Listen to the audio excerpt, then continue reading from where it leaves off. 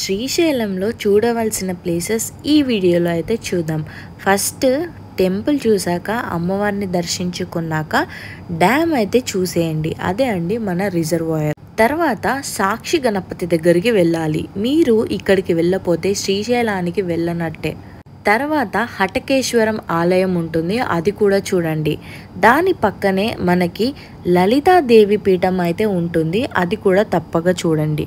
అక్కడి నుండి పాలధార పంచదారకి వెళ్ళండి, చాలా బాగుంటుంది. ఇక్కడ మాత్రం స్టెప్స్ ఉంటాయండి, చూసుకోండి.